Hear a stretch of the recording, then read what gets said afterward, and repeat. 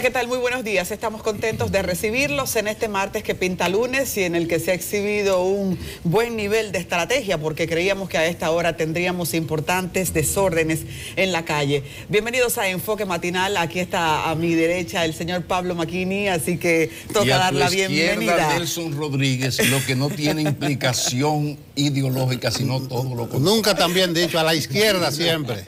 Nada de eso. Muy buenos días, gracias por la oportunidad. En este, ya lo dijiste, este es un martes, pero con vocación de lunes, donde hay que decir que como producción de televisión tuvimos que desmontar muchísimas cosas, gracias a una buena noticia que compensa una muy mala.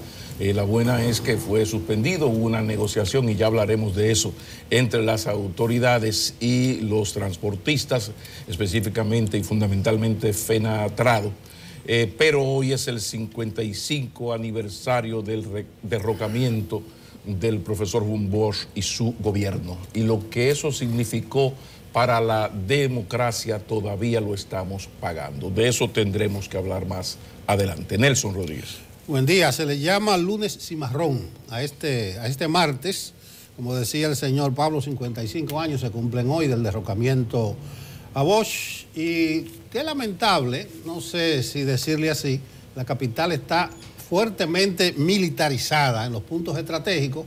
Parece que el dispositivo Hurón, le llama al ministro de las Fuerzas Armadas, estaba desmontado y decidieron no desmontarlo, y la Guardia amaneció en la calle en otro rol que el que jugó en septiembre de 1963. Táctica de guerra, mi hermano. Quizás es bueno recordar eso y destacar esa parte, que es un rol muy diferente porque los militares dominicanos fueron la punta de lanza de la embajada norteamericana y de esa burguesía irresponsable y de ese sector de la Iglesia Católica más irresponsable todavía, que esta burguesía naciente, ustedes saben que el país era de Trujillo. Se tiene estipulado que más del 85% de las riquezas pertenecían a la familia Trujillo y algunas familias maipiolas. Ocurrió entonces que esa burguesía quería ese botín y entonces no podía darse el lujo de tener y de tolerar a un presidente como Juan Bosch, que fue derrocado. Hay que destacar el elemento internacional. Sin la revolución cubana en el 59, posiblemente los norteamericanos no hubieran apoyado a esos militares y sobre todo a los empresarios que trabajaron esto. Ahora, en esa coyuntura con Fidel Castro, que ya se había acercado a la Unión Soviética, los norteamericanos, que desde entonces y antes nos consideran su patio trasero, no podían tolerar, subrayenlo, pónganle comillas, a un hombre de la dignidad y del decoro de Juan Bosch, que iba a hacer y aceptar cualquier cosa menos que la soberanía dominicana y el respeto a los dominicanos estuviera en juego. Entonces, un hombre tan digno, tan decoroso,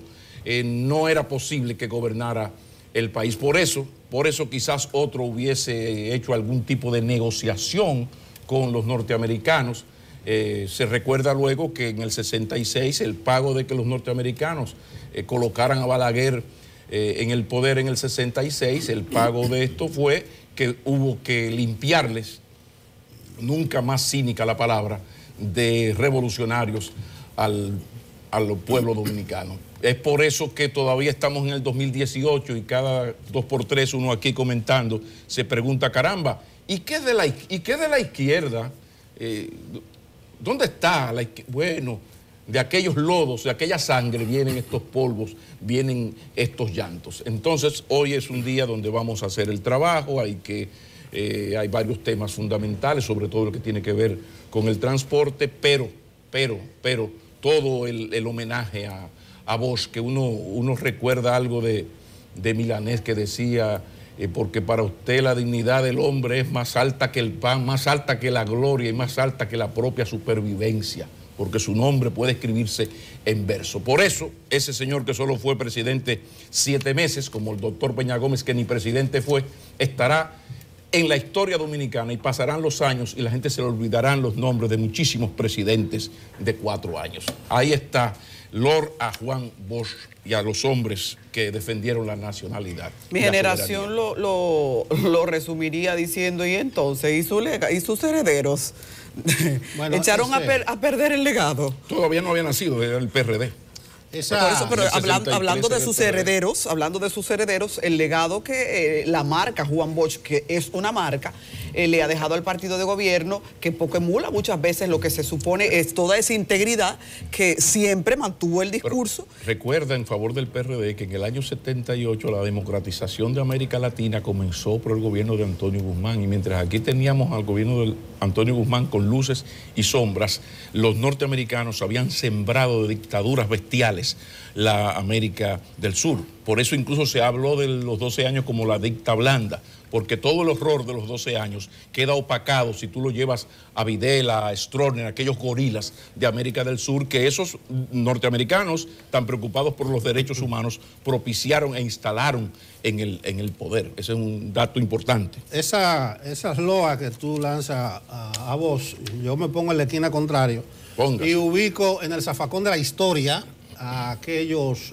militares golpistas y los civiles que le apoyaron, incluyendo a la Iglesia Católica, que jugó un rol fundamental. Y el empresariado, acuérdate de la huelga. El empresariado, incluso hubo grandes huelgas. Yo estuve buscando nombres entre las personas más activas en aquella coyuntura, la mayoría ya no están vivos.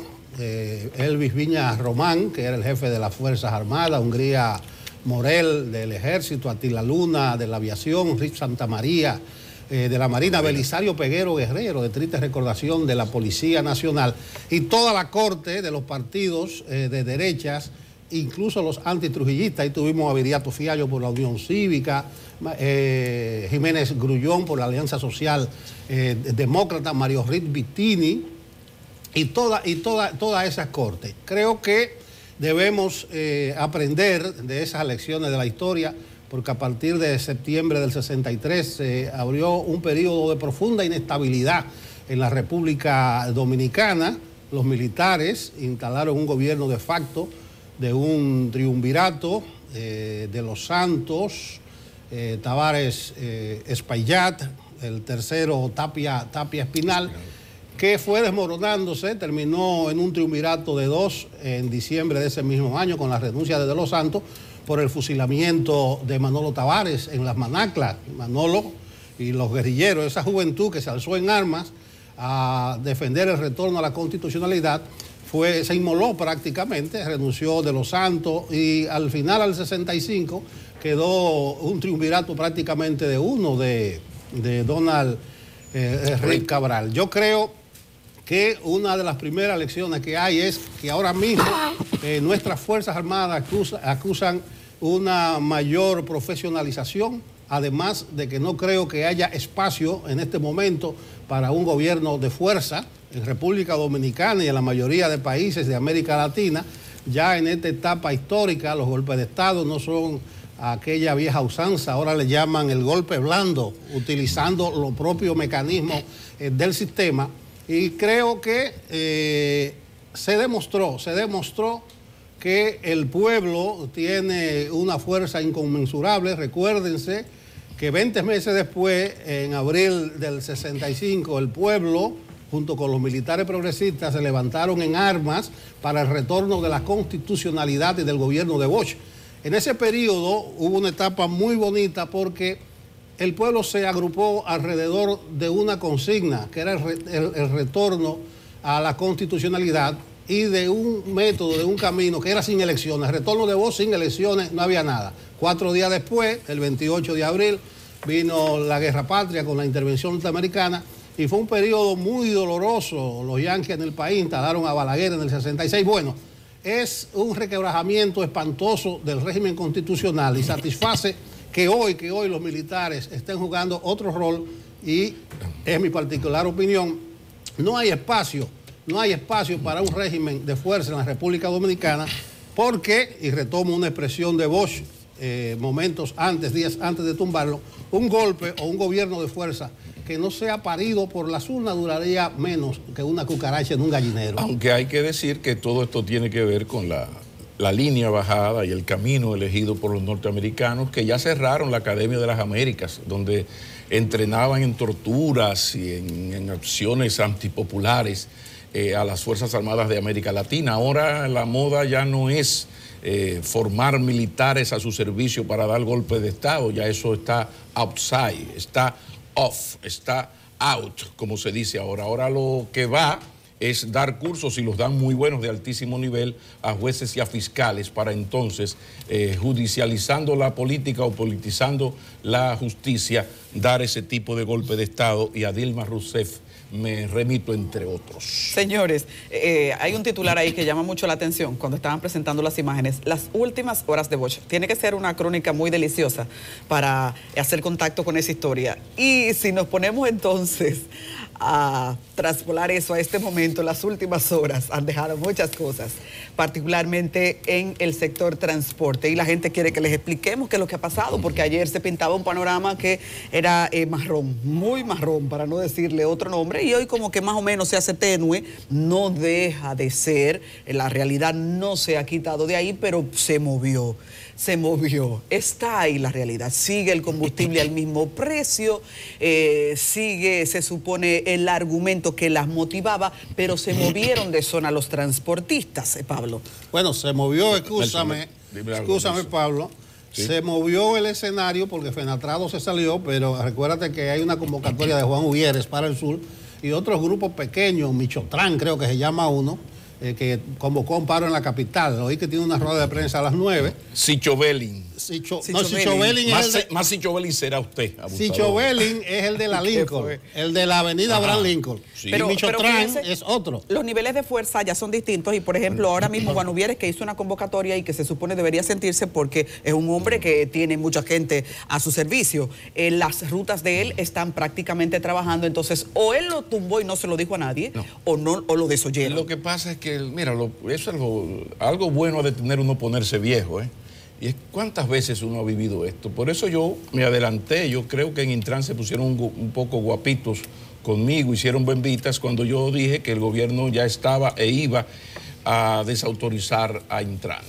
Después de esa conversación en Palacio Nacional con Montalvo y Monchifadul al frente, y en el extremo derecho, sola como los puertos al alba, la directora de Intran, usted pregunta y yo respondo, y ahora ¿quién le va a tener respeto a la autoridad que debería tener todo eso mismo, toda esa autoridad para negociar? No, ¿qué ocurrió? Lo que ocurre, que yo decía ayer desde el 73, se negoció la ración de boa. Estén atentos, ocupen su localidad, que a partir de ahora ya nos informaremos en un jueves, dentro de 5 jueves, un mes, alguna ración de boa, algún renoven morado, alguna facilidad, porque así se desmantelan las huelgas aquí. Por eso, no se me ponga guapa, señora directora del Intran, no es nada personal, sino que uno, por la experiencia, sabía que se iba a hacer lo que siempre se hace: sentarse a negociar. Nunca mejor utilizado el concepto de negociar. Entonces, ahí está, yo exijo, y como yo exijo, el gobierno me da para que yo no lance mi gente a la calle. Mientras tanto, yo vuelvo a lo de ayer, al club de los pendejos. ¿Qué va a hacer de este país si el Estado solamente es eficiente en la aplicación de la ley a quien no puede dañarlo? Y hay más, porque en la Sursa el ayuntamiento intentó recuperar un terreno que le pertenece a la Sursa, a los habitantes de la Sursa, y que ha sido invadido, las calles, las aceras, durante 20 años, y como fueron afectados, entre comillas, ellos fueron y quemaron la funeraria. Así andamos en esta anarquía y en esta rabalización institucional. Pobre de este país el día en que la economía baje y esos beneficios de la política de asistencia social del gobierno no puedan ser llevados a los más pobres. Lo dejo de ese tamaño. Yo también voy a exigir, y va a ser difícil que me complazcan, que se den todas las informaciones de qué se pactó, qué se acordó con Fenatrado, porque la explicación que se dio anoche fue como muy simplona. Dice el presidente de FENATRADO, que es diputado a la República por el PRM, que ellos llevaron una propuesta, o sea, ellos llevaron una propuesta al gobierno y el gobierno dijo que la va a estudiar y se instaló una mesa de diálogo. Se va a reunir jueves y se va a reunir una vez cada semana. Ojo, y esa propuesta no la estaban ellos haciendo desde hace meses. ¿Y por qué así como por arte de magia? Entonces, porque es otra, Nelson. No es la que ellos estaban haciendo, es otra. Es otra propuesta. Dale unos cuantos jueves, no te apures. Ahí es que voy a la exigencia de mayor transparencia con este pueblo, con la población. Todos esos pactos secretos le hacen un daño grande al país porque todo el mundo sabe que los camioneros, los transportistas se fueron con su tajada grande. Por eso yo abogaba la semana pasada en un artículo que aquí debiera haber siempre un poquito de campaña sucia o campaña negativa, porque es la única manera que uno se entera de fortunas malavidas, de pactos entre políticos, de los secretos de gente hipócrita y simuladora, que tú lo ves así, pero saben nadar y guardar la ropa. Y lo decía a propósito de las mochilas de la diputada Medina. O sea, que estaba diciendo que campaña sucia. No, eso no es campaña sucia. Eso es una campaña que podría considerarse negativa porque realmente era un hecho concreto. Entonces, debiera haber mucho más información. Hoy anuncia Antonio Marte de Conatra, que tiene una huelga para el jueves, que él va a traer 500 autobuses con un acuerdo con 2 empresas chinas. Bueno, yo espero que el gobierno le facilite la llegada, le abra el camino a la llegada de esos autobuses y Antonio ¿puedes les explicar convoque? qué es eso de abrir camino? Porque yo estoy medio bruto. No, abrir camino fue el que le abrieron la trocha amplia, porque se trata de camiones que le abrieron a FENATRADO, pero gracias, se abren esa brecha con los recursos del contribuyente, con los recursos públicos. Y yo no he visto, ni en el gobierno ni en ningún sector, que en esto se está defendiendo al pueblo, al usuario. Me llamó poderosamente la atención que ayer salió el diputado Fidel Santana del Frente Amplio defendiendo a los camioneros, a FENATRADO y que justa su huelga, que yo qué. El papel de esos sectores alternativos como Fuerza, ¿cómo que se llama? Frente Amplio, no es ponerse del lado de los camioneros, porque ¿dónde está la cara hoy de Fidel Santana? Que esa gente pactaron. Son empresarios, para utilizar el mismo término que acaba de asumir Nelson, lo de pactos secretos es lo que hace que a final de cuentas uno no le crea ni apoye estas manifestaciones. Y la gente habla a veces sin saber, porque fíjense que hay una generación de opinadores en las redes sociales que deberían a veces primero estudiar y leer de lo que hablan, por lo menos para saber cuándo contrarrestan lo que uno opina. En el tema del transporte, cuando uno dice que retire el apoyo a manifestaciones como estas, no es que uno está de acuerdo con el combustible caro, no, es que son interesadas, focalizadas a un beneficio para su grupo. Y ahorita entonces, cuando se dé la de la Lincoln, la de Conatra, la de Uvieres, bueno, la de FENATRADO ya pasó factura a su primera demanda, cobraron, porque sí, el hecho de que paralizaran esta manifestación significa que cobraron. De manera clara. ¿Y qué ridículo se siente uno? No porque el gobierno no tenga la capacidad o la tenga de negociar, sino porque eso tiene un precio para la sociedad. Eso no lo está pagando ningún ministro. Entonces, a final de cuentas, se supone que de lo que se trata esto es de defender al usuario, de defender el transporte público. Y hasta que nosotros no tengamos una eficientización del transporte público, vamos a seguir luchando con el poder que tienen los transportistas. Fíjense, por ejemplo, lo que está pasando en la Lincoln hoy. Choferes asumen que ellos necesitan que la onza no cruce por esa vía, pero todo tiene que ver con mantener un control de una zona en donde pudiese el gobierno, a través de un servicio que sí controla el gobierno a los costos o subsidiado, poder servir al usuario. Fíjense que aquí en Santo Domingo hay un encaminado proyecto ya de masificar el transporte que depende del gobierno, y es como en las grandes ciudades se mantiene ahora mismo el poder utilizar el dinero público para un destino que sea el usuario, porque ese intermediador, que es el transportista, históricamente ha jugado con demasiadas cosas. Y tenemos ahora mismo gente que exhiben millones, fortunas millonarias, y su único rol, su mérito ha sido históricamente ser transportista. Lo que pasa es que aquí todo gira. Este país es una gran incitación a la delincuencia y a la violencia. Y cuando tú tienes capacidad para dañar a un gobierno, bueno, porque te lanzas a la calle, le entras a pedrada, le intentas dar puñaladas a un teniente, una bofetada a un coronel, aparece un muerto, entonces la oposición en un oportunismo de pura madre, dice, bueno, este es un gobierno asesino. Entonces, a todo eso es que le tiene miedo este gobierno, el que pasó y el que vendrá. Pero yo siempre pongo un ejemplo. Por ejemplo, en Baní, o sea, Baní es un pueblo de clases medias, Baní no hay mucha pobreza, pero tampoco hay grandes ricos. Llegó La Sirena, aplausos, generación de empleo. Llegó el supermercado Bravo. Ahora, ustedes saben lo que significa dos negocios tan grandes como Sirena y Bravo en un pueblo como Baní. Bueno, que se va a afectar y se afectó y se está afectando el pequeño negocio, porque ya tú haces tu compra como ama de casa defendiendo tu chelito en un supermercado que por cantidad tiene mejores precios. Ahora, ¿cuántas gomas han quemado los dueños de colmado y de pequeñas empresas afectados por la llegada de esas dos empresas a Baní? Cero. Ahora, si hubieran quemado el pueblo y hubiesen cometido actos vandálicos, fusilado a alguien, entonces un lío grandísimo, entonces estuviéramos hablando de otra cosa. Eso de la Lincoln, eso es increíble, porque es los de la Tiradentes, lógicamente calculan, si me ponen una onzo en la Lincoln, yo me voy a afectar. Como yo me voy a afectar, no la pueden poner. Y yo dice, ¿y el gobierno dónde está? Que por cierto, me tienen que excusar, me tengo que ir más temprano hoy del programa porque tengo que ir a pagar el anticipo de mi empresita. Así andamos aquí. Mira, el tema de la Lincoln y la onza es muy ilustrativo del rol que debe jugar el gobierno y la defensa que se debe hacer al usuario. Estos choferes que están protestando en la Lincoln, ellos están defendiendo un tramo de la Lincoln, pero lo que se propone el gobierno con la incursión de la onza es garantizar el transporte desde estos sectores, lo que conocen la capital, me van a entender, de aquí de Los Ríos, de la avenida Monumental, saliendo en el tramo final de la Lincoln, recorriendo toda la Lincoln.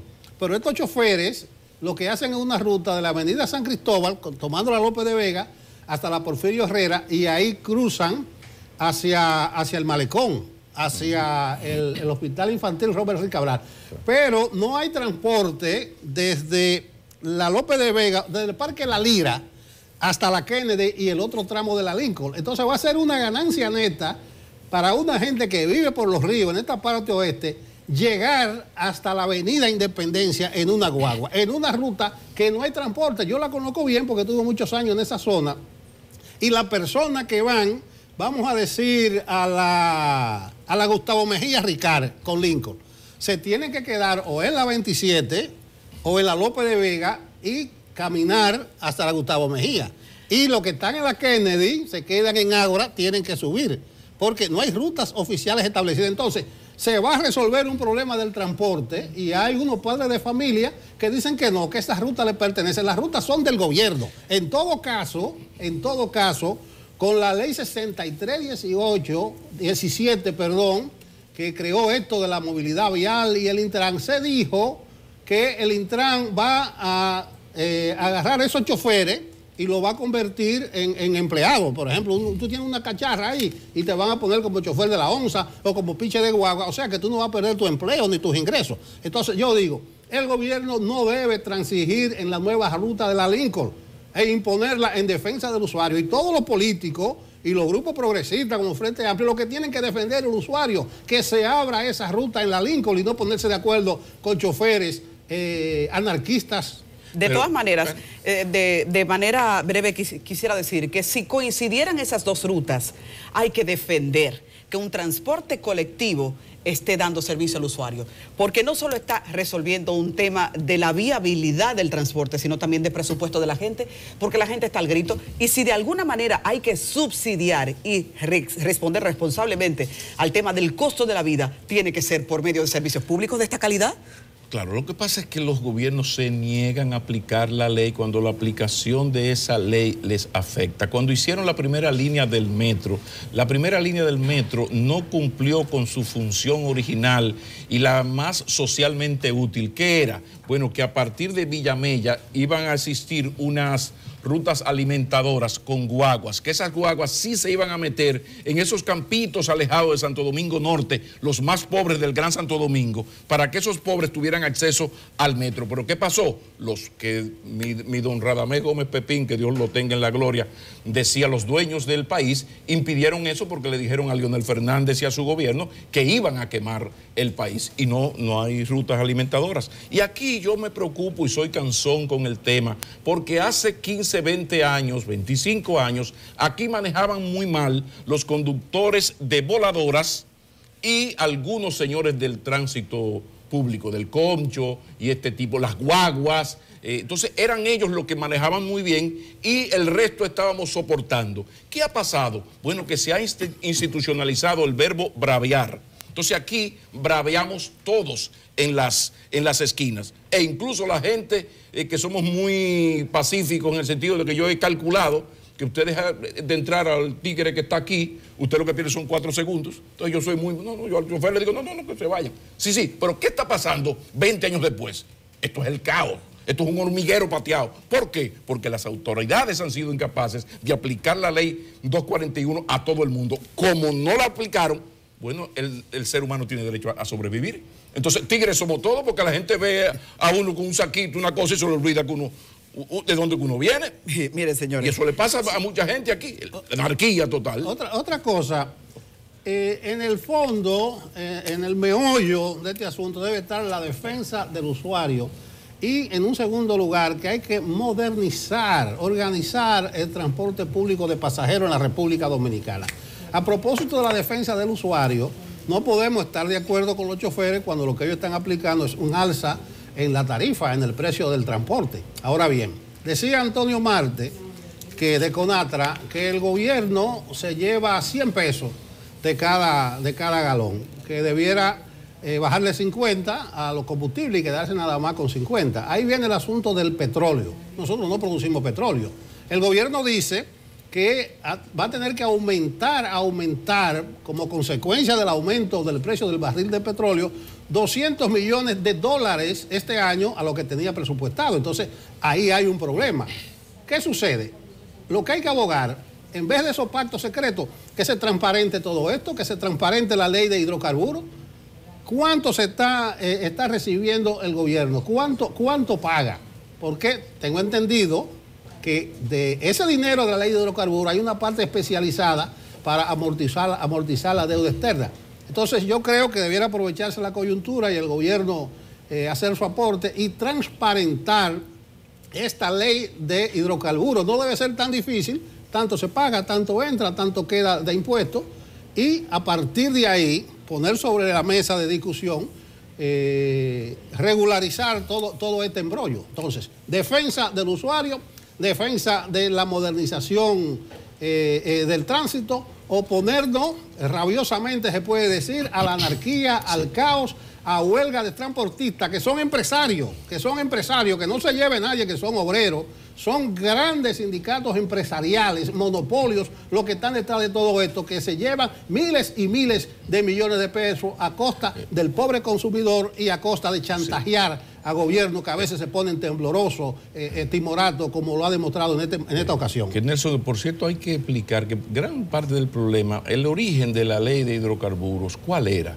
Despolitizar el tema de los combustibles. Bueno, en Estados Unidos subió la gasolina y la gente dice, bueno, subió, hay problema en Arabia Saudí, hay una huelga en Venezuela, subió el petróleo y me subieron la gasolina. Nadie piensa en Donald Trump ni pensaba en Barack Obama, porque no hay una relación entre precio de los combustibles y la política. En la República Dominicana no es así y no era así. Ahora, ¿dónde está el problema? La ley de hidrocarburos se suponía que era sincerizar los precios. Sube la tasa del dólar, sube el precio internacional del petróleo, hay una formulita, 0 mata 0, 3 que llevaba 16, subieron los combustibles en la República Dominicana. Hasta ahí va bien, hasta que de repente el petróleo se volvió loco y subió a 147, el dólar dio un subión y el gobierno se dio cuenta de una cosa: si sincerizaba, si aplicaba la formulita, tumbaban el gobierno, porque como el dominicano ve gobierno, precio de los combustibles, no le importa el dólar, no.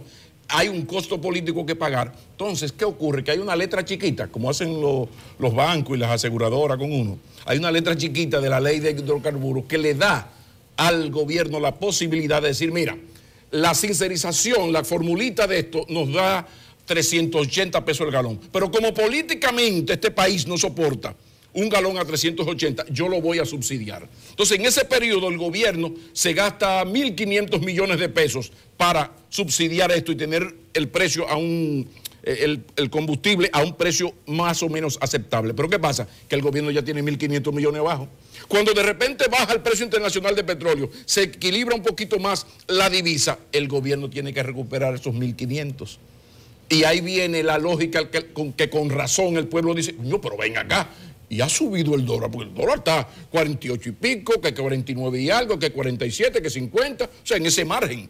El precio no hace... ¿Y por qué esta cosa? Ah, bueno, porque hay este asunto de la letra chiquita de la ley de hidrocarburos. Y eso no se le ha explicado con detalle a la gente. Además de esto mismo, que no se ha logrado, eso es otro tema, no nos vamos a meter ahí, no se ha logrado despolitizar, que era el espíritu de la ley de hidrocarburos, era ese. Además, lógicamente, de meter un impuestazo para el asunto de la deuda externa, que ya ustedes saben por dónde anda. Pero como política social eso es deshonesto, porque si como gobierno tú intervienes para que en un momento de inflación las cosas no se te vayan de la mano, luego tú no puedes llevar todo el tiempo con el hacha en el cuello al pueblo, porque imagínate, de ahí en adelante. Yo quiero, antes de cerrar este tema, si pasamos a otro, no dejar de mencionar lo que preocupa a uno respecto al tema de los transportistas. Cuando usted escucha hablar a un transportista, a un líder sindical, a veces no se siente que está frente a un ilustre, pero recuerden que podrían darnos un gran doctorado respecto al manejo que tienen como empresa. Y nos han enseñado como país fórmulas de enriquecimiento, de manejo de crisis, de negociación, tienen un máster en eso. Y las cosas van por este tiro. Fíjense ustedes. Los sindicalistas saben que el negocio del transporte tendrá un tope. Esta sociedad no aguanta que en un entaponamiento normal de las ciudades más importantes haya 100 carritos donde podría eso resolverse con 10 autobuses. Entonces, sabido eso, que son estudios que lo tienen en la mano los transportistas, tienen esos estudios, como los tiene el gobierno, que ha ido paulatinamente sustituyendo también. Pero, ¿qué ahora mismo nosotros tenemos que ver? Los sindicalistas, claros de esto, están ahora asumiendo poder en el margen que les queda de vida a ese liderazgo, sacar la mayor tajada. Y esa mayor tajada tiene un precio muy alto para todos, tiene un precio muy alto como país. Yo lo que creo que hay que cerrar el ciclo y hay que cerrarlo rápido, porque ese poder en manos de gente tan desacertada, porque hay que llamarles desacertados a estas alturas, es un gran peligro para todos. Hay que aumentar el transporte colectivo. Nosotros no podemos continuar haciendo 1000 carritos vida cuando eso se puede resolver con otra dinámica que va a frenar los tapones, otra dinámica que va a abaratar el costo para el usuario, que a final de cuentas tiene que ser el beneficiado de todos los subsidios y del dinero que el pueblo debe de aprovechar, que el gobierno podría destinar ahí. Creo que eso hay que resolverlo rápido y que ellos lo que están es pataleando, porque a eso no le queda mucho de vida. Claro. Después de la pausa, atención, que nosotros tenemos una entrevista muy oportuna y casi necesaria. La psicóloga Vanessa Espaillat nos va a hablar de abuso infantil. Antes de la pausa, yo quería saludar la presteza y lo correcto que es que el Ministerio de Educación, estoy citando, haya instalado permanentemente en las provincias afectadas por los sismos del fin de semana una comisión para que desarrolle un plan de acción que deje resueltos los daños en los centros escolares. Aplausos, aplausos, aplausos. Muy bien. Pero atención, OISOE, que es la Oficina de Ingenieros Constructores, Supervisores de Obras del Estado, para que haga eso mismo, para que se evalúe técnicamente los recintos dañados y vean si se dañaron porque tenían que dañarse, porque llovió demasiado o el temblor fue muy grande, o porque eso está mal construido. Y si está mal construido, que el ingeniero constructor pague. Atención, hoy la ley no puede ser aplicada solamente al legendario club de los pendejos. Ampliando la información que tú das de la entrevista con una psicóloga que nos va a hablar del abuso infantil, hoy en la mañana hay un caso que se va a ventilar, que es el de Pablo Ross, que de seguro va va a sonar lo suficiente en este día y de lo cual nosotros tendremos ocasión de hablar más adelante en la medida que se vayan desarrollando los acontecimientos. Vamos a la pausa, ya retornamos. Vanessa Espaillat, hablemos de abuso infantil en Enfoque Matinal. Ya regresamos.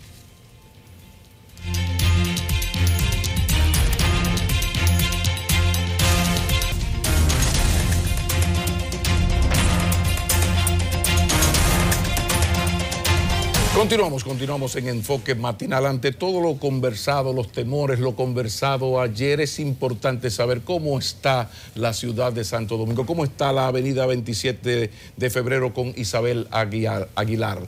Daya Sena está por allá, por favor, buenos días. Daya, cuéntanos, Daya.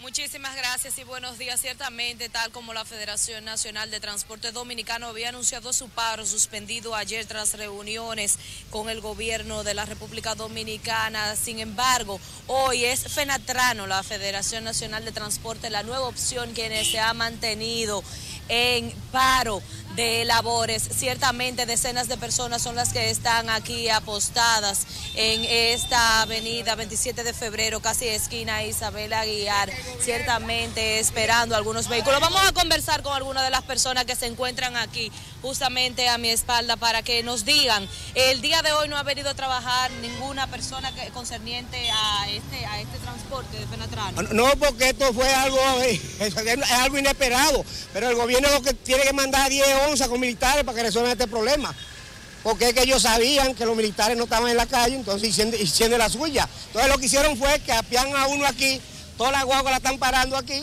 entonces para dejar a los pasajeros en la calle, para que no puedan ir a su trabajo, entonces el gobierno no quiere resolver nada. ¿Desde qué hora se ha dispuesto este paro? No, fue ahora mismo, uno cruzando ahí el cruce hay pintura, están apiando todas las guaguas de Fenatrano. ¿Pero quieren? ¿Los mismos miembros de Fenatrano? Sí, hay unas personas ahí que son los encargados de Fenatrano, hablan con el chofer y desmontan a la persona. Entonces ahí nadie ha pagado. Entonces, ¿cómo la gente va a llegar a su área de trabajo hoy? ¿Cuál es su nombre, Midón? Fran Tamares. Perfecto. Nosotros vamos a hacer también un señalamiento a cómo se encuentran los vehículos de transporte urbano, precisamente los carros, cómo se encuentran ya ahí apostados. Todos, debemos resaltar, han venido hacia los diversos puntos y de las diversas rutas, sin embargo, no han salido, cuestión que ha provocado también la paralización de este transporte. Los mismos ya se encuentran justamente frente a sus vehículos y de tal forma también se ha dispuesto todo un contingente de la Fuerza de Tarea Conjunta de Ciudad Tranquila, Ciutran, que ha sido desplegado en esta avenida 27 de febrero, casi esquina Isabel Aguilar, para tratar de mantener la seguridad. Vamos a ver si alguno de los transportistas quiere hablar con nosotros. Nos encontramos en vivo para CDN. Vamos a ver si ustedes, cualquiera de ustedes que pueda... Buenos días, estamos en vivo para CDN. ¿Algunas declaraciones? ¿Están ustedes apoyando este paro convocado por Uvieres? Nada que decir. ¿Ustedes están apoyando el paro convocado por Uvieres? Son taxistas de aquí, ¿no están trabajando el día de hoy? Bueno, ya con silencio han respondido a básicamente estos transportistas de la avenida 27 de febrero. Algunas de los autobuses son los que sí están trabajando, sin embargo, en la esquina 27 de febrero, casi esquina Isabel Aguilar, justamente es que ellos han empezado a desmontar a algunos de los pasajeros de los autobuses, también situación que ha traído un poco de conflicto. Agentes de la Policía Nacional y de la Fuerza de Tarea Conjunta, Ciudad Tranquila, han sido desplegados para evitar también que esta situación pase a mayores. Vamos a seguir de este lado para ver si conversamos con algunas de las personas quienes se encuentran varadas justamente aquí esperando algún tipo de transporte. Vamos a ver si conversamos con alguna de ellas. Buenos días, joven, buen día. Buenos días, mi doña. ¿Está aquí desde qué tiempo esperando vehículos? No, yo acabo de llegar. Pero le han dicho si hay paro, ¿no? Hay paro. ¿Qué le parece esa situación? No, yo estoy de acuerdo con el paro, porque todo está muy caro. Perfecto. ¿Y usted, mi doña, está de acuerdo con la paralización? Nada de eso. ¿No está de acuerdo con la paralización? No, decir, no, todo tranquilo está. Perfecto. ¿Y usted es dirigente choferil? Sí, yo soy chofer de la 27 y yo lo apoyo porque el gobierno está abusando con los choferes. No es posible que el gas esté a 128 pesos y nosotros cobrando un pasaje de 25 y no lo podemos subir porque el gobierno una vez nos manda a parar. No, yo estoy de acuerdo, 100%. ¿Y usted también es transportista? Sí, también soy chofer de la 27 y no aguantamos ese combustible como está, y estamos haciendo lo que nosotros no ganamos, no nos da prácticamente para nosotros comer, porque se nos va todo en combustible. A veces se pierde aquí uno trabajando con los tapones que uno coge en la calle. Cuando uno da 2 vueltas y 3 vueltas, tiene que ir a la planta de gas, vuelve y da 3 vueltas a la planta de gas, y los cuartos no te dan a ti ni para pagar nada de los impuestos que te cobran en tu casa, porque hasta donde tú vives tú pagas hasta por entrar. Esto no se puede. Perfecto. ¿Cuál es su nombre? Fran. ¿Usted hace la ruta del 27 de febrero? Sí. ¿Hasta qué día será el paro? ¿Se ha dicho algo? ¿Si será indefinido? No te sé decir hasta qué día el paro. Sí estamos de acuerdo, sí lo apoyamos el paro, porque el abuso es grande, es fuerte. Lo que estamos viviendo, nada más lo sabemos nosotros. Pero después, ya tú sabes. Muchísimas gracias, mi amor. Y ahí escuchaban algunos de los transportistas de esta ruta de la avenida 27 de febrero. Mientras tanto, continúan las decenas de personas que se encuentran varadas en estos alrededores. Este es el panorama que podemos nosotros observar desde esta avenida. Así que de esta forma vamos a retornar nueva vez con ustedes al estudio. Gracias, Daya. Fíjate qué bien quedó eso, de que la mejor palabra a veces es el silencio. El señor no dijo nada, los señores no dijeron nada, pero lo dijeron todo con su silencio. Excelente reporte, Daya. Pero también tenemos a Yuri Paniagua desde Jaina. Buenos días, Yuri. Infórmanos. Buen día. Hola. Cuéntanos cómo está Jaina en estos momentos. En estos momentos Jaina está viviendo una situación inusitada, y es que en sus principales paradas de autobuses, de transporte público de pasajeros, vemos a cientos de personas varadas que no han podido desplazarse a sus diferentes destinos, dado que por acá por la parte de la carretera Sánchez, la denominada carretera vieja que lleva hacia San Cristóbal, cientos de unidades de los llamados microbuses de la ruta Nigua, kilómetro 12, están paradas, estacionadas a la derecha. Los choferes de esta ruta, ellos están sentados al lado de las unidades, algunos conversan entre ellos, y les contactamos para preguntarles hasta qué hora sería esta situación, dado que no están ofreciendo el servicio. Nos dijeron que no tienen una hora definida para terminar este paro. Vemos estudiantes, trabajadores que no han podido desplazarse hacia la capital por esta situación.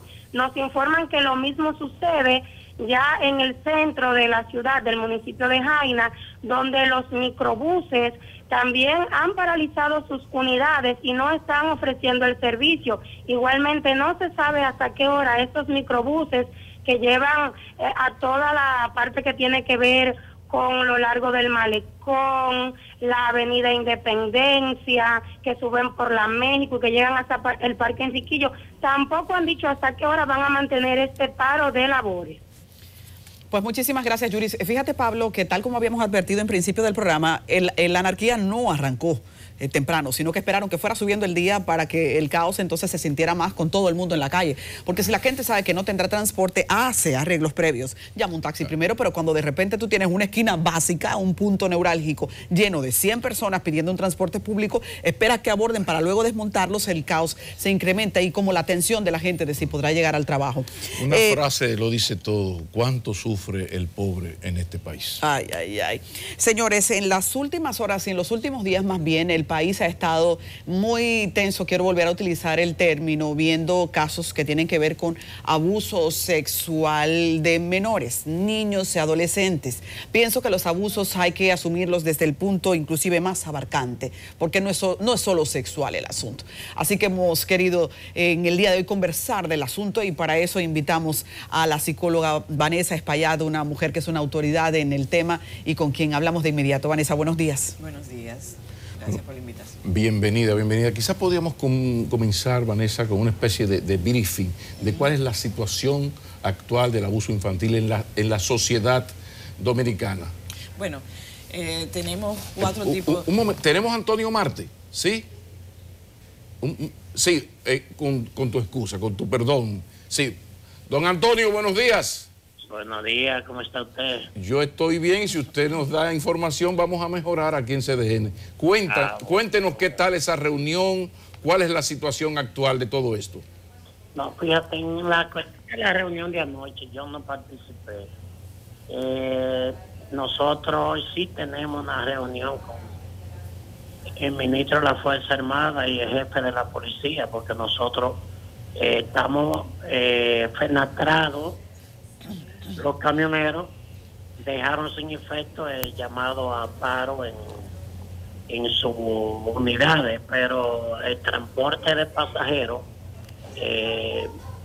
en la región sur habrán un par de rutas que no pertenecen a CONATRA que se pararán hoy, pero el paro de CONATRA de las 32 provincias y los 157 municipios será el jueves.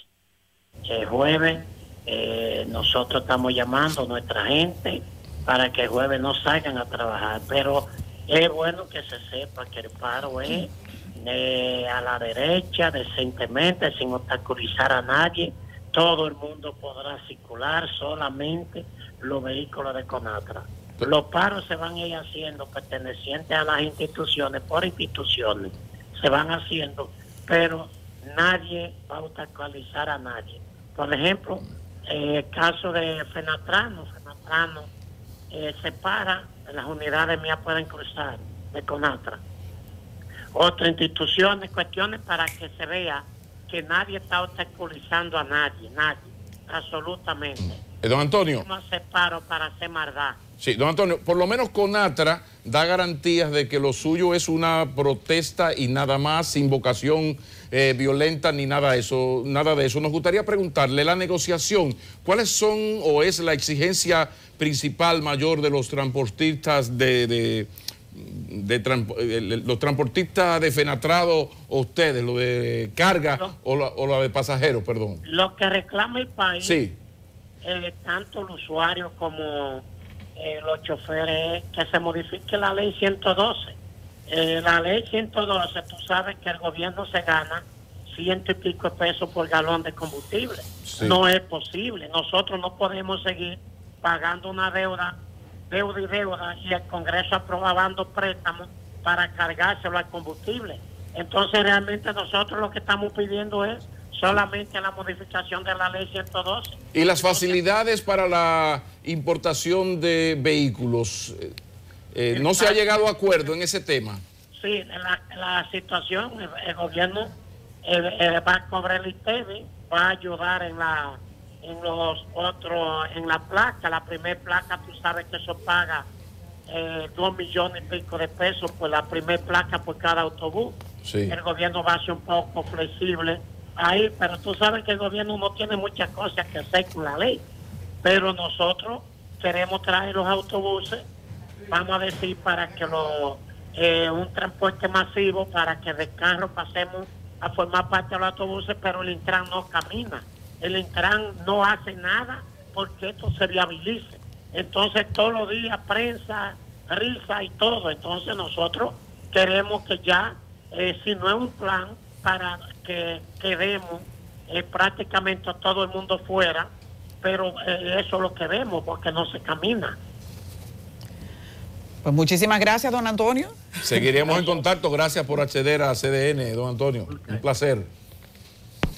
Qué bueno, qué bueno. Ahí están las informaciones más calientitas de uno de los principales dirigentes del transporte, en este caso presidente de CONATRA. Perdón, Vanessa, por esa interrupción, pero ya usted claro, comprenderá la importancia de todo esto. Le pedía un briefing. ¿Cuál es la situación del abuso infantil en la República Dominicana en estos momentos? ¿Por dónde andan las estadísticas de Dominicana con relación a su entorno centroamericano y del Caribe? Lo que te puedo decir es que a partir del 2004... Si es que hay estadísticas, pues es otra. Hubo una devaluación de la moneda de un 300% y los sueldos siguen congelados.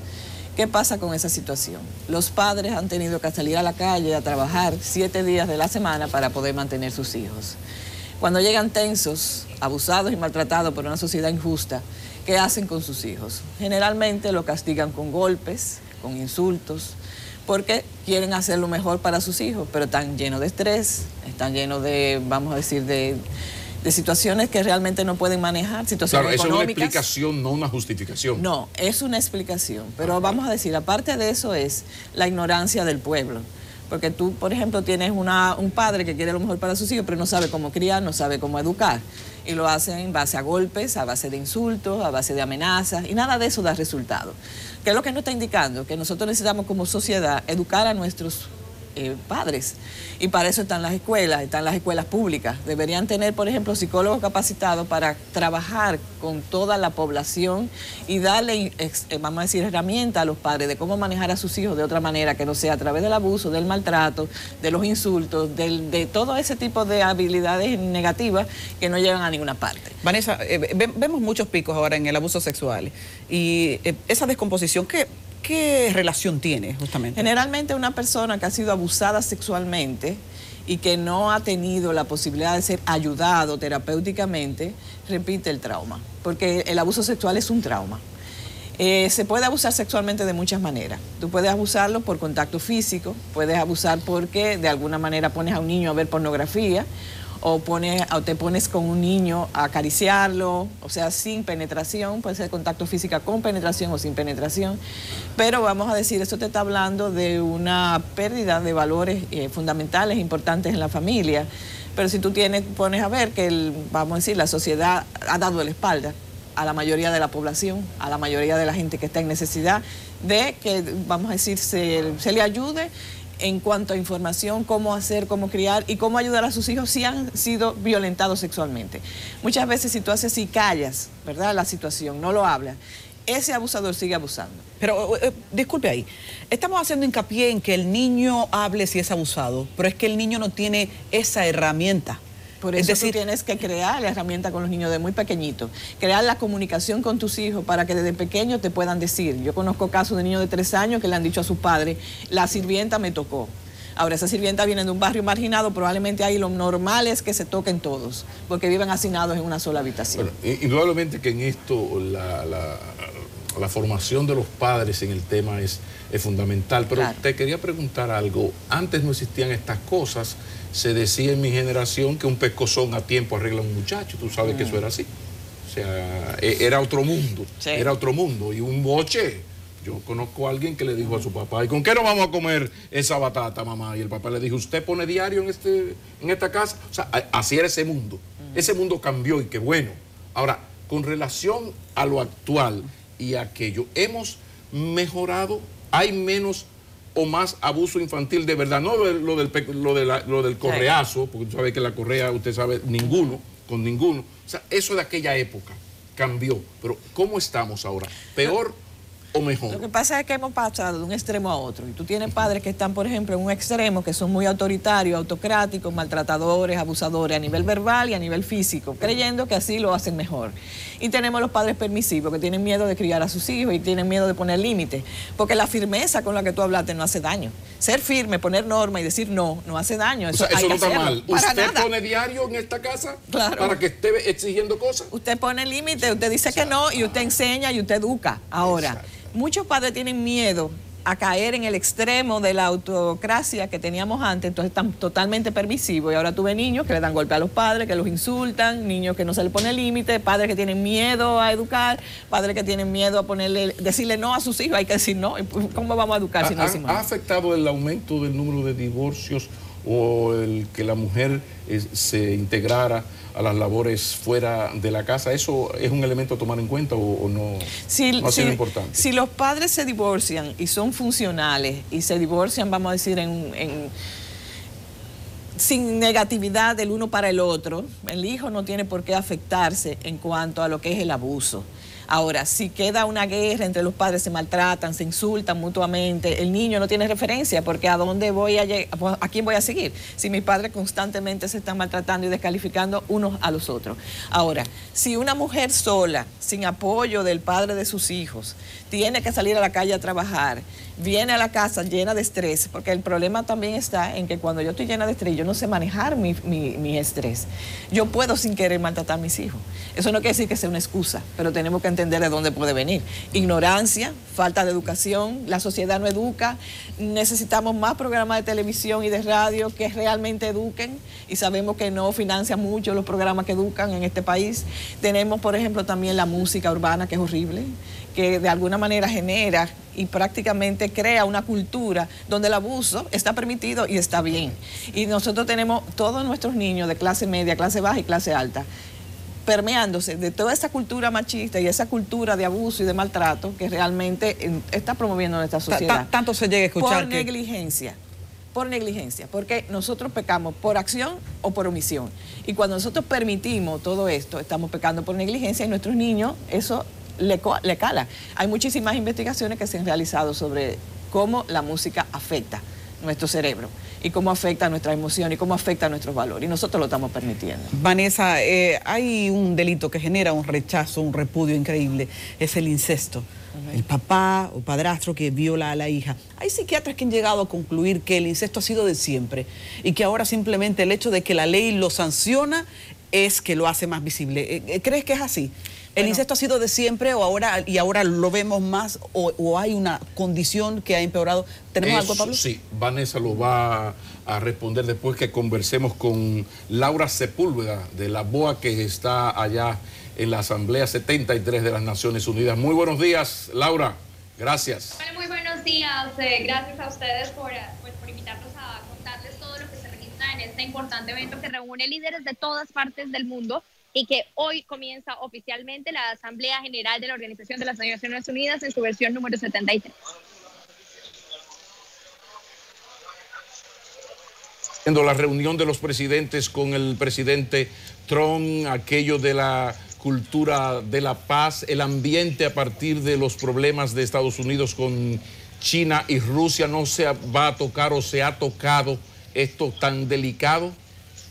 Bueno, realmente estos son temas que comenzarán a tener lugar durante la jornada de hoy, que es cuando oficialmente comienza la Asamblea General. El día de ayer lo que hubo fue, digamos, un preámbulo en donde el presidente Donald Trump trató el tema de drogas y fue un tema de interés a nivel mundial. Ayer se sostuvieron algunas reuniones bilaterales, pero hoy es cuando oficialmente comienza la agenda. Tenemos una agenda bastante movida y los temas, digamos, que en este momento podemos ver que están llamando la atención de forma importante es el tema de las drogas, y en cuanto a América Latina estamos viendo el tema de Venezuela y Nicaragua como una prioridad. Sí. Laura, dos preguntas importantes. Si tienes el dato, ¿a qué hora habla el presidente Donald Trump? Y sobre todo, ¿a qué hora habla nuestro presidente Danilo Medina? Si ya dieron la información. La hora exacta del presidente Danilo Medina no la tenemos. El presidente Donald Trump se espera que esté hablando hasta las 10:15 de la mañana, que es cuando será su intervención durante la Asamblea. ¿Qué número tiene el presidente Donald Trump? ¿Primero, segundo, tercero, más o menos? Porque el nuestro es el 17. Es para tener una idea. Bueno, no tanto por número, no le puedo decir exactamente por número cuál es la participación. Tenemos más confirmada, la hora va a ser hacia las 10:15 de la mañana. Perfecto. Muchísimas gracias, Laura. Un placer. Gracias por esas informaciones. Laura Sepúlveda de la BOA para ustedes aquí en Enfoque Matinal. Otro perdón más, pero usted ve de qué se trata. Continuamos. Hablábamos del incesto y de si realmente ha sido de siempre y ahora solo se visibiliza más porque la ley lo sanciona. Antes la ley no era tan drástica, en un momento en la historia que no existía ni siquiera. Realmente las familias reconstruidas, ¿verdad?, de parejas que vienen de otros matrimonios son las que tienen las estadísticas más altas de incesto. Porque hay padrastro y ahí es donde, por ejemplo, para tú escoger una pareja, tienes que escoger una pareja que tenga un alto sentido de la moralidad precisamente por eso. Porque tú tienes que poner límites a la sexualidad cuando hay una familia reconstruida. Entonces, que haya existido siempre, posiblemente. Y también pasa algo. Tenemos la misma situación de los barrios marginados. Las familias que emigraron de nuestras, vamos a decir, otras poblaciones, eran familias que tenían muchos valores. Pero cuando vienen y se hacinan en un barrio marginado, en 3 generaciones lo pierden todo. Por la escasez, por la falta de tiempo para dedicarle a sus hijos, por la falta de tiempo para enseñarle valores, por toda la situación crítica que viven los barrios marginados, donde hay droga, donde hay prostitución, donde hay de todo y donde realmente el gobierno no hace nada. Lamentablemente nuestros temores se han hecho realidad. Hay disturbios en la 27 con Isabel Aguiar allá en Pinturas. Tenemos a Daya Sena. Daya, ¿qué es lo que está ocurriendo, Daya? Adelante. Muchísimas gracias y nosotros continuamos aquí apostados en la avenida 27 de febrero, casi esquina Isabel Aguiar, donde continúan decenas de personas varadas por el paro de transporte realizado por la Federación Nacional de Transporte, la Nueva Opción. Vemos como algunos están corriendo, ya empiezan a lanzarse bombas lacrimógenas hacia el lado debido a que es justamente en esta parte de la avenida Isabel Aguiar que están algunos dirigentes del transporte ya descargando los autobuses repletos de personas. Se están intentando de esta forma disipar algunas de las personas que ya se están desmontando de algunos de los autobuses. Justo al lado de nosotros han sido lanzadas bombas lacrimógenas para evitar también el tumulto de personas. De esta misma forma también se encuentran desplegados todos estos agentes militares y también policiales que se encuentran aquí restableciendo el orden e intentando de que no sean ya descargados los autobuses repletos de personas para hacer un tumulto. Bueno, ahí vemos cómo se encuentran apresando a una de las personas, específicamente de uno de los autobuses, y el transporte continúa un poco agitado en esta zona. Además de esto, están señalándole a los transportistas que sigan las rutas y no se detengan justo en esa avenida 27 de febrero. También se encuentran desplegados los miembros de la Policía Nacional en esta zona, mientras que se está haciendo un poco transitado el transporte. Vamos a hacer también algunos señalamientos de hacia dónde ya han corrido las personas quienes se encuentran en los puntos específicos de la avenida Isabel Aguiar. Ya por el momento se ha disipado la gran cantidad de vehículos que se encontraban también apostados y de autobuses de Fenatrano, quienes hoy fueron a paro indefinido. Mira, la gran cantidad de personas que se encuentran corriendo, algunas se albergaban en algunos almacenes cercanos aquí en Pintura, pero por las bombas lacrimógenas y bombas de humo que fueron desplazadas por las autoridades, ya se están trasladando del lugar. Un poco caótico se torna toda esta situación, sumado también a este paro y también a la gran cantidad de vehículos privados quienes se encuentran realizando un poco de taponamiento en esta zona. Sí, Taya, una nota importante. Hasta el momento ya también se han detenido las detonaciones de bombas lacrimógenas y bombas de humo que han estado desplegadas en todo este lugar. Mientras tanto, los transportistas quienes se encontraban apostados también de la parte izquierda de la zona también se han trasladado. Dania, una pregunta, Daya. Ya en el estudio, por el momento ya hemos visto como que todo se ha tranquilizado, un poco paralelo a la situación del paro. Sí, Daya, una pregunta. La razón de la reacción de las autoridades, de los militares, lo de las bombas y esto, ¿tiene que ver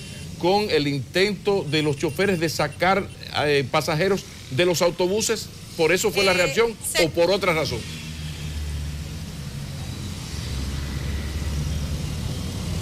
Bueno, según nosotros tenemos entendido es que los transportistas, como un mecanismo de hacer un poco de llamado y de hacer un poco más grande la situación, estaban montando los pasajeros desde toda la ruta que venía desde los Girasoles y los desmontaban justamente al llegar aquí a Pintura sin cobrarles ni un centavo, para hacer un poco de tumulto aquí en Pintura, reunido con la gran cantidad de personas que desmontaban de los vehículos y también reunido con la gran cantidad de autobuses y de carros que estaban varados para hacer de una forma u otra, según las informaciones previas que tenían las autoridades, taponamiento en la zona y generar caos. Esto fue lo que, según se nos informó, desplegaron todas estas detonaciones de bombas lacrimógenas. Las autoridades tomaron estas medidas, según pudimos ubicar, ante cualquier conflicto que pudiese haberse dado entre algunos de los choferes de las guaguas y también entre los choferes de algunos de los carros públicos que hacen las rutas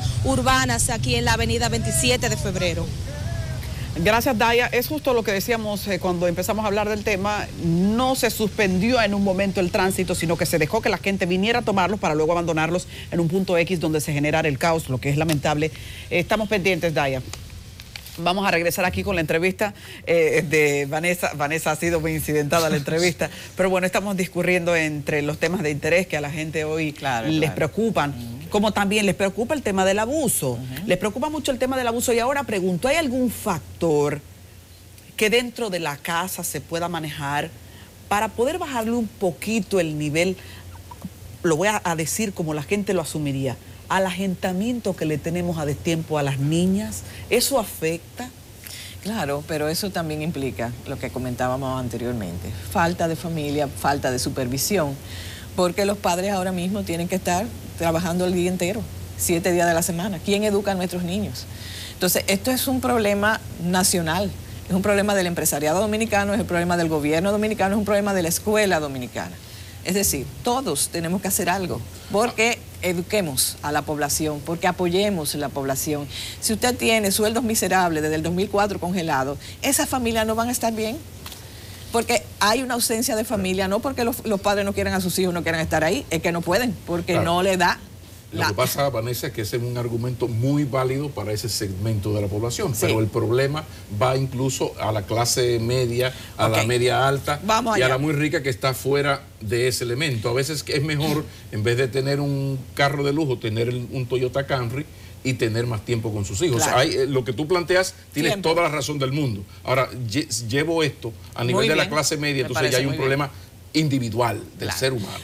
Vamos a decir, eso también es parte de la ignorancia y es parte, vamos a decir, de yo no haber recibido esa, vamos a decir, esa educación de calidad de mis propios padres. Yo no puedo dar lo que no recibí. Ahora, yo como adulto puedo cuestionarme. Si el resultado con mis hijos no ha sido efectivo ni adecuado, yo tengo que cuestionarme, tengo que ver que lo que recibí probablemente no fue bueno o no fue lo suficiente para yo poder tener vinculación afectiva con mis hijos, comunicarme bien con ellos, supervisarlo, estar atento, porque no es solo lo material que educa.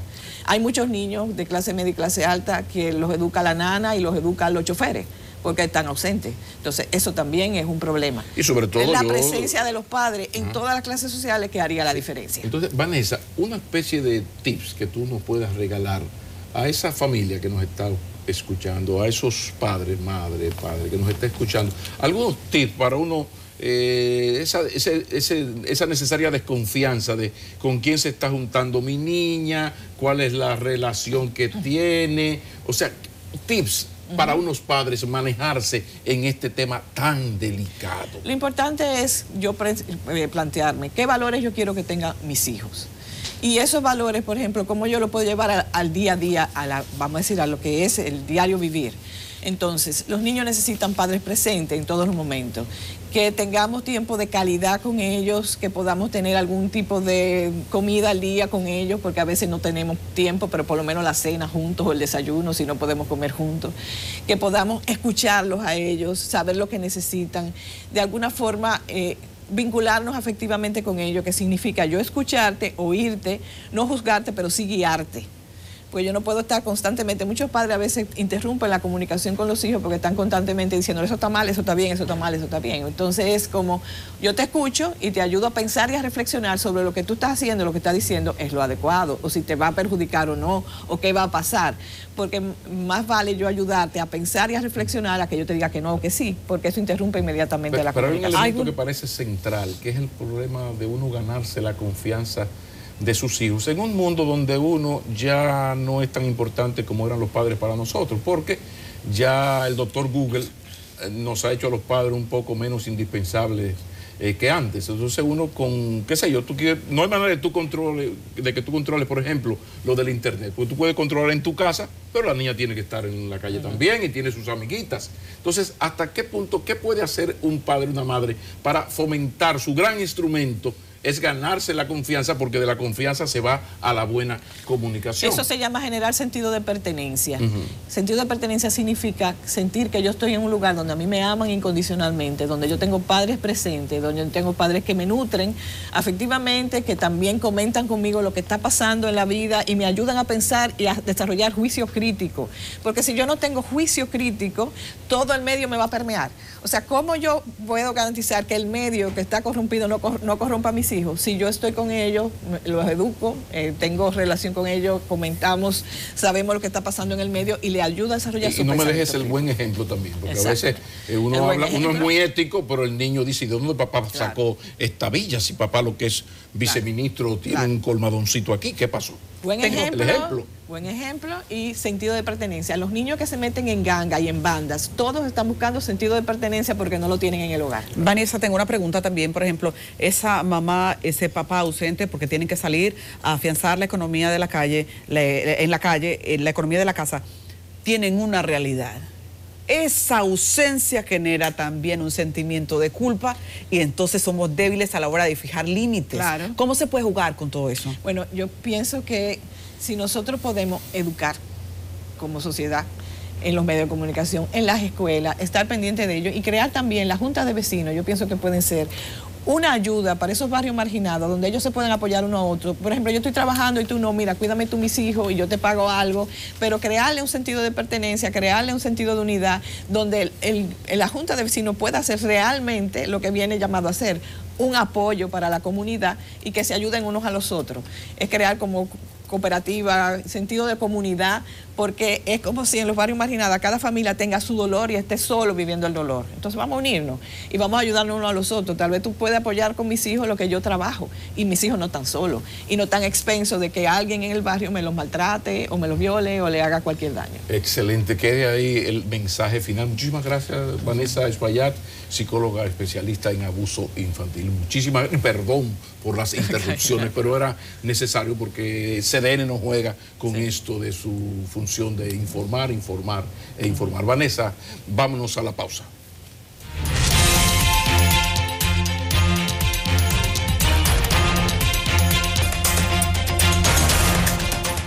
Siguen discurriendo situaciones en la calle en el Gran Santo Domingo debido al tránsito y a un llamado a paro que sin duda ha tensado a la gente. Señores, y vamos ahora al punto de la doctor Delgado con 27, donde tenemos en vivo a Susan Castaños. Susan, buenos días, ¿cuál es el panorama? Hola, ¿qué tal? Saludando a todo el equipo de Enfoque Matinal y por supuesto a quienes nos sintonizan en estos momentos. Nos encontramos en la avenida Doctor Betances con 27 de febrero, donde se observa un gran cúmulo de personas debido al paro convocado por la Federación Nacional de Transporte, la Nueva Opción. Vemos como decenas de personas aún no han podido acudir a sus trabajos debido a las largas filas por las irregularidades en torno al transporte, no han podido conseguir sus vehículos aún. Hola, ¿qué tal, señora? Estamos en vivo para CDN. ¿Cuál es la situación? La situación es que hay paro de transporte y ahora es que me entero. Entonces ya estoy atrapada aquí. ¿Desde qué hora usted se encuentra aquí? Desde las 7:30 más o menos. ¿Se ha dificultado por este paro convocado? Sí, porque hay transporte disponible, pero no lo dejan avanzar. O sea, todos están paralizados. Muchísimas gracias. Estuvimos escuchando parte de las impresiones. Hola, ¿qué tal, señora? Estamos en vivo para CDN. ¿Cuál es la situación? ¿Qué tiempo lleva aquí? Bueno, realmente esto es crítico. Lamentablemente no hay un orden, no hay una autoridad. Yo estoy aquí de las 7 de la mañana, no he podido coger un carro, no me retiro a mi casa porque tengo compromiso en mi empresa, tengo mi familia, pero realmente esto está incómodo. Realmente todo el que está aquí desde las 7 de la mañana, desde las 6, no ha podido montarse en un carro, no ha podido montarse en una guagua porque vienen muy llenas. Es un caos total. Regularmente, ¿a qué hora usted llega aquí cotidianamente y cuánto tiempo ha durado? Bueno, realmente yo, cuando la cosa está normal, que no hay huelga, yo ya a las 7:15 yo estoy en mi trabajo.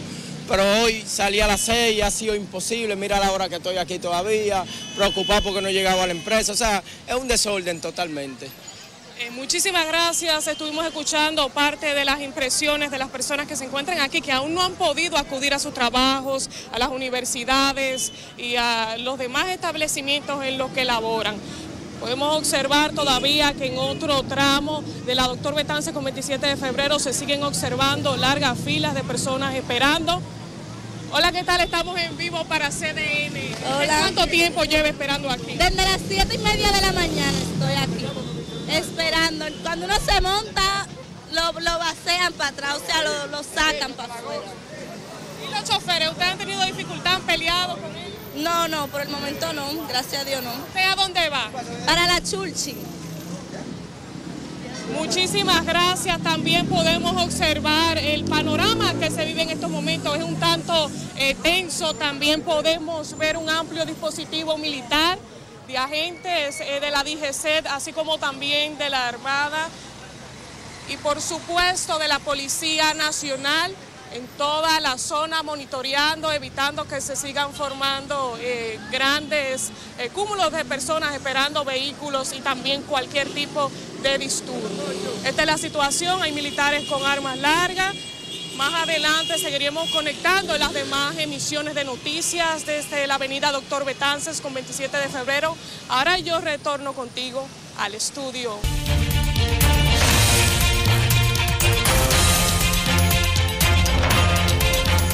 Gracias, Adis. Mucho movimiento en los deportes, muchos movimientos en las calles con este problema del paro en el transporte.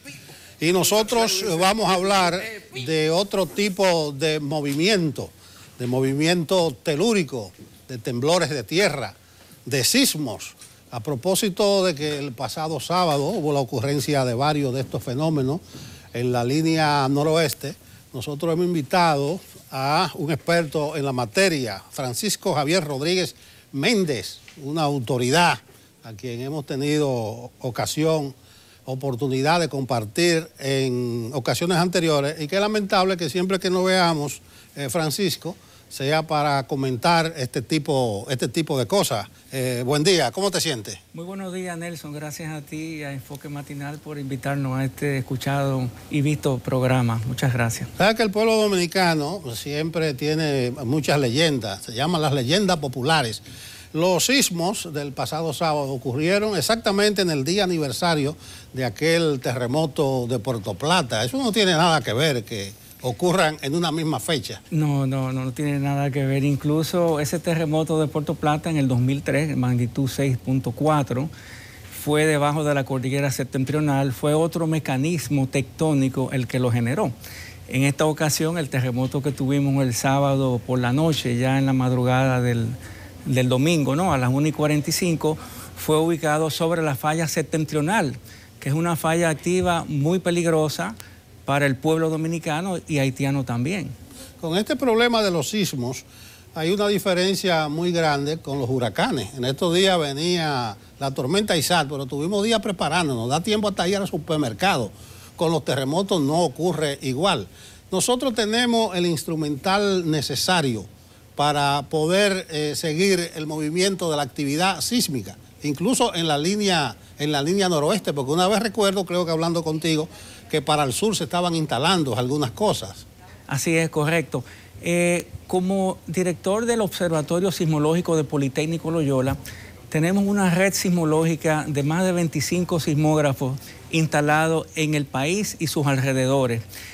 En principio nos motivaba monitorear la falla Enriquillo, que es la falla que detonó el terremoto de Haití del 2010, e instalamos unos 5 sismógrafos en el suroeste, donde vamos llevando el monitoreo de esa falla.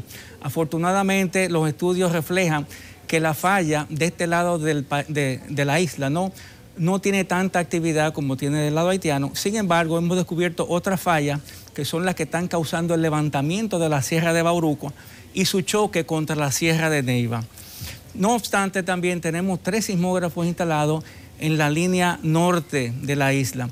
Uno en Punta Rusia, que precisamente fue el sismógrafo más cercano al evento del sábado por la noche, a tan solo 20 kilómetros de distancia, nos permite calcular mecanismo focal y las características de la estructura o la falla que rompió y que generó esta liberación de energía en más de 40 eventos sísmicos, tanto premonitores como réplicas. Y si quiere, abundo más lo que es un premonitor y lo que son réplicas, ¿no? Específicamente en este temblor de magnitud 5, ¿no?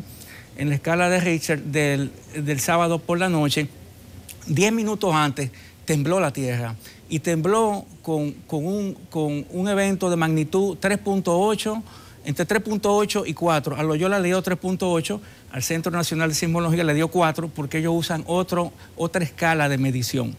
Entonces, consecuentemente al primer evento premonitor, que se le llama así porque antecede al evento principal, mucha gente quiere usarlo para avisar que viene un terremoto, pero muchas veces funciona, otras veces no. En esta vez funcionó. Y consecuentemente al evento premonitor de 3.8, 10 minutos antes, vino una secuencia de 4 pequeños sismos, uno detrás de otro, entre 20 y 40 segundos. 10 minutos después rompió la falla septentrional a nivel de Villa Elisa hacia el sur, y fue que entonces vino una secuencia de más de 30 eventos réplicas, que quieren decir eventos posteriores al evento principal, que se aprovecha, donde la Tierra se aprovecha para liberar toda la energía y distribuir la ruptura por todo lo que queda en la parte sentida de la falla. A uno le resulta un poco técnico eso de capa tectónica. He escuchado a algunos expertos decir que por la historia sísmica de la isla, nosotros estamos en alto riesgo de un gran terremoto. ¿Usted comparte ese tipo de opinión? Efectivamente, es un país propenso a terremotos. Los hemos tenido en el pasado y los vamos a seguir teniendo. Recuerdo, para llamar la atención, bueno, los grandes terremotos que hemos tenido, 1562, que destruyó La Vega y Santiago, ¿no? Esa falla se le atribuye a la misma falla septentrional, ¿no? Tuvimos el terremoto de 1751 que destruyó Asua, causó la migración de Santa Cruz ¿cómo se llama? De Asua, de Compostela, desde la posición donde estaba antes en Pueblo Viejo, actual Pueblo Viejo, a donde está ahora. Lo destruyó 2 veces. Después tuvimos otro terremoto en el 1842 que afectó más a Cabo Haitiano y la parte norte de Haití, aunque también nos afectó a nosotros en Santiago.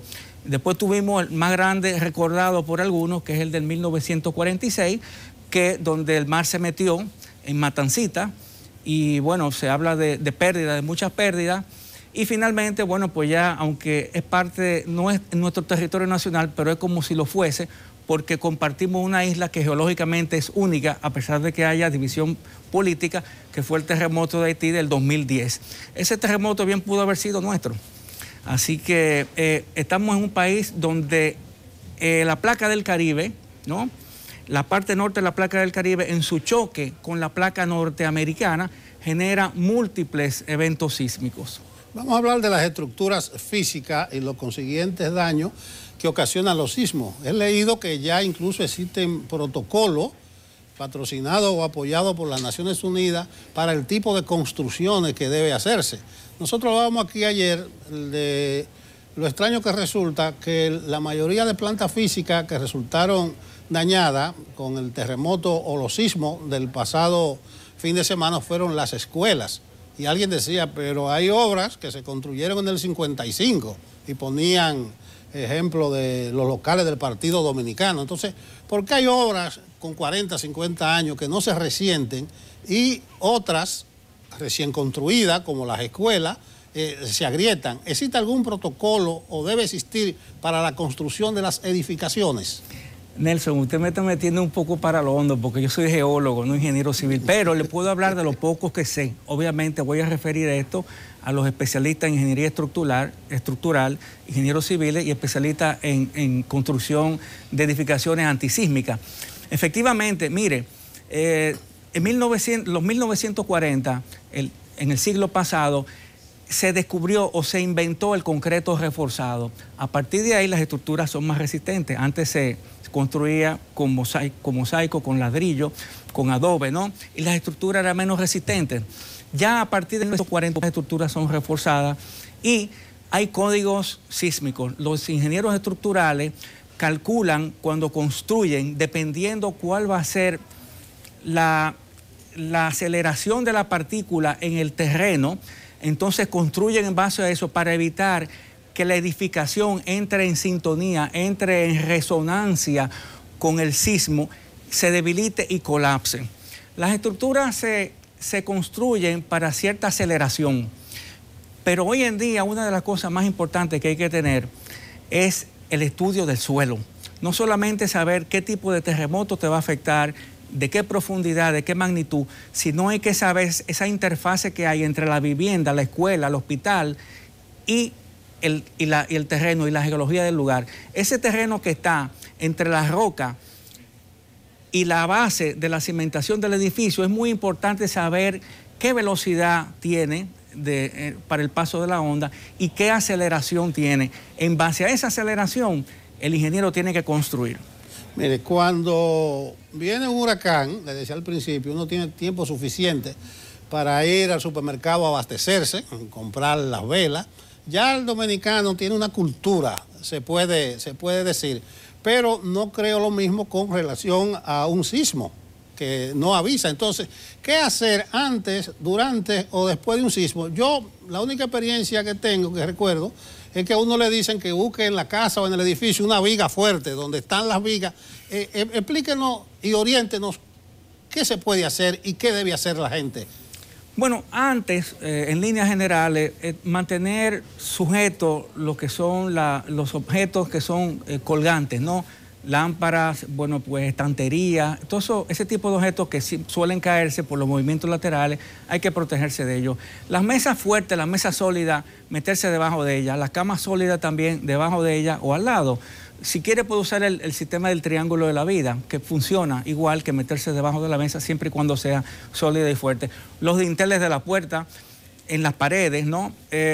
Hay un mito, hay dilema todavía sobre el tema de si usar las escaleras. Cuando uno está en una edificación, dicen que son zonas débiles, pero tengo entendido que no, que se pueden usar, ¿no? Hay que tratar de, en la medida de lo posible, durante el terremoto, cortar los circuitos eléctricos, cerrar las líneas de gas, evitar la cocina por la cantidad de objetos que quedan colgando, ¿no? Y bueno, pues tan pronto sucede el terremoto, pues sencillamente salir, tratar de comunicarse con los demás y bueno, pues mantenerse con calma, ¿no? Y lejos de los circuitos eléctricos y todo ese tipo de cosas. Una última cosa, ¿cómo anda el observatorio de Loyola? ¿Está recibiendo apoyo? ¿Está bien equipado? El observatorio de Loyola, como le dije, tenemos más de 25 sismógrafos y desde el 2012 hemos registrado más de 5.000 eventos sísmicos en toda la isla, de manera que tenemos un promedio de sismicidad entre 4 y 5 temblores que suceden alrededor de la isla o en la isla diariamente. Obviamente, temblores por debajo de la escala de 4 son imperceptibles y la mayoría de ellos son de magnitud 2, 2.5, 1.5. Vamos a agradecerte tu presencia aquí, muy orientadora tus palabras. Muchas gracias, Nelson. Gracias por invitarnos. Bueno, hemos hablado con Francisco Javier Rodríguez Méndez, sismólogo, y nosotros continuamos con Enfoque Matinal. Uno de los casos que ha hecho más ruido en los últimos días es la detención del comunicador Pablo Ros. En breve, durante la mañana, entonces se realizará el interrogatorio a la joven menor de edad que ha acusado junto a sus parientes al comunicador de abuso sexual. Tengo el expediente. El expediente remite a abuso sexual sin penetración, no obstante el mismo tratamiento de una menor de edad, sea de 11 años como que sea 16, un método técnicamente llamado cámara Gesell. Tanto Pablo como Nelson han estado en los últimos días. Quisimos hacer un ejercicio de poderles presentar a ustedes cómo es la cámara Gesell, en la que es interrogado, entrevistada, debería ser el término correcto, entrevistado un menor de edad. Un cristal divide a un equipo de especialistas, observadores, mientras un psicólogo en un lenguaje atinado habla, un conversatorio en el que no se provoquen niveles de estrés y conversa con ese o esa menor de edad que no ve a quienes están fuera también escuchando lo que pasa ahí. En eso es bueno decir que CDN, nosotros, Enfoque Matinal, hicimos todas las diligencias y todos los esfuerzos posibles y algunos de los imposibles para ofrecerles a los amigos esas vistas, pero fue prácticamente imposible, así que nos vamos a remitir a esas salas de interrogatorio que ustedes ven en las películas, es decir, ese cristal que es unilateral, que yo te veo y tú no me ves a mí, para crear un ambiente positivo y de confianza para la jovencita, cosa de que ella pueda hablar con el añadido de que todo lo que se vaya a decir ahí es ya materia del expediente. Pero tenemos a Daya Sena, que ha trabajado mucho. Daya, ¿dónde estás? Buenos días. ¿Cómo va todo por allá, Daya? Muchísimas gracias, buenos días nueva vez. Hacemos un contacto con ustedes, chicos de Enfoque Matinal. Ciertamente me encuentro en la avenida Luperón, específicamente antes de la Caonabo, donde, según informaciones preliminares, se nos ha indicado que llegando antes de los Palmas en esta avenida Luperón, se encuentran diversas personas realizando también un encendido de neumáticos a propósito del paro convocado por la Federación Nacional de Transporte, la Nueva Opción. Sin embargo, embargo, vemos que el tránsito en esta zona se ha mantenido un tanto fluido debido también a la presencia de agentes de la Policía Nacional, quienes ya se encuentran en la zona, y también de la Fuerza de Tarea Conjunta Ciudad Tranquila, Ciutran. Sin embargo, también debemos resaltar que durante la mañana de este martes se habían presentado también bombas lacrimógenas y se habían disparado también bombas de humo en la avenida 27 de febrero, casi esquina Isabel Aguiar. Todo esto para tratar de disipar a los diversos guagüeros, incluidos a los de rutas interurbanas y urbanas de Santo Domingo, también de la zona sur de la República Dominicana, quienes montaban a los pasajeros desde los diversos puntos. Sin embargo, los venían a descargar después de haberle cobrado el pasaje en la 27 de febrero, casi esquina Isabel Aguiar, el punto conocido como Pintura. Ahí descargaban a todos los pasajeros como forma de hacer tumulto, y por eso las autoridades, según nos indicaban, habían tomado la decisión de repelerlos con bombas lacrimógenas y también bombas de humo, situación que llevó también a que los mismos ciudadanos sean los que salgan corriendo básicamente, pero ninguna persona hasta el momento se reportó herida. Nosotros nos encontramos aquí dando seguimiento también a que otras rutas han sido afectadas por este paro realizado por la Federación Nacional de Transporte, la nueva opción que preside Juan Uvieres, y precisamente que se realiza debido a los aumentos que se han vislumbrado en estas últimas semanas de los precios de los combustibles. Esa es la información que tengo desde la avenida Luperón, casi esquina Caonabo. De esta forma yo retorno con ustedes nueva vez al estudio. Excelente reporte, Dayacen. Ahí está el resumen de todo lo ocurrido, aunque queda Nelson Rodríguez por el secreto mejor guardado, es la ración de BOA. ¿En qué va a consistir de jueves? Porque ustedes saben, tomó la decisión de que esa comisión bipartita pues se reúna los jueves para continuar las negociaciones. Habrá que averiguar en qué consistirá la ración de BOA, si es dejar de cobrar el TEVIS y la primera placa, entre otras cosas, una especie de renove morado. Seguiremos averiguando eso. Ese es el gran tema. Yo diría el completivo de la ración del BOA, porque de seguro que para Fenatrado levantar el paro hubo algo. Nosotros seguiremos informando. Recuerden que decía Antonio Marte que más o menos están negociando una reducción del precio de la placa. Bueno, la primera placa. Pero el perjudicado es el usuario. Ustedes vieron esas lastimosas imágenes de gente huyendo de esos líos en la Isabel Aguiar, gente que iba para su trabajo, que iba para la escuela.